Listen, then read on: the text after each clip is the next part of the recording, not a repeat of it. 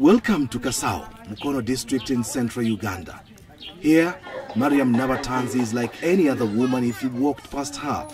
But get to her home and you may be forgiven for thinking this is the boarding section of a school. Nabatanzi is 39 years old and has mothered 44 children already. 38 are alive today. You heard right, 44 children, all delivered normally. Everything here is done massively with near military precision. 22 kilograms of maize or corn flour, 7 kilograms of beans, 2.5 kilograms of sugar. That's the daily feed for this humongous family. I lost count of how many breads they ate. I'm in the middle of a huge operation, feeding operation. It's like a military operation.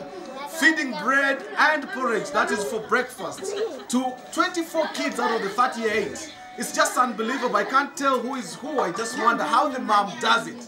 They've just finished now. We've just been serving bread and porridge. And some guys were coming back for a second take. Their mom could recognize and say, you just come for a double. But some would actually get away with it. It's quite an interesting, extraordinary family, I should say.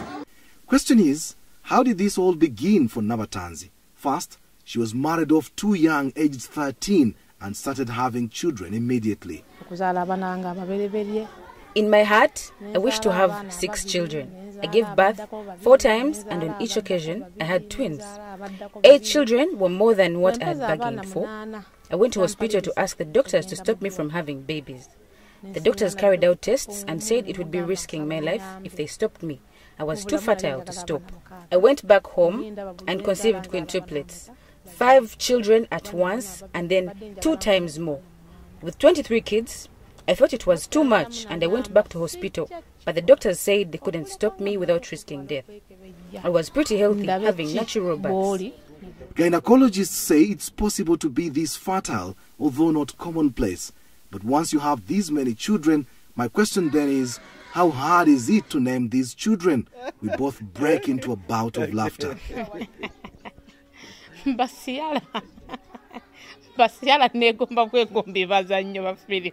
We use different names. First, when I started having twins, I bought a book of names. So I'd pick names from there. Then my husband is Catholic and I'm Muslim. So don't be surprised to see a Mohammed, then a Dennis. We'd pick from each side. Then we looked for ancestral names. When the numbers got bigger, I began picking names of my favorite movies, especially in Hollywood. I've got Ciara's, Precious Ozokwa, Desmond Elliot, Genevieve Naji, and so on. When you hear this kind of story, you must be wondering where the man responsible for all this procreation is. Well, when I posed this question, Mariam's lead face suddenly turned sad. I have had to put up with a lot. He's tortured me so much. He abused me, beat me up sometimes, and threatened to kill me once. He pays no school fees, nor does he even know what we survive on.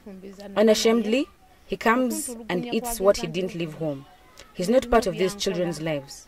Where we are now, I bought with my own money and from doing little jobs here and there. He was in utter shock to learn I'd bought and built this place. Her biggest challenge is looking after these children with an absentee father, foremost of which is school fees and feeding the children. 14 of her children are in primary school, where she has to pay more than 5 million shillings in school dues per term.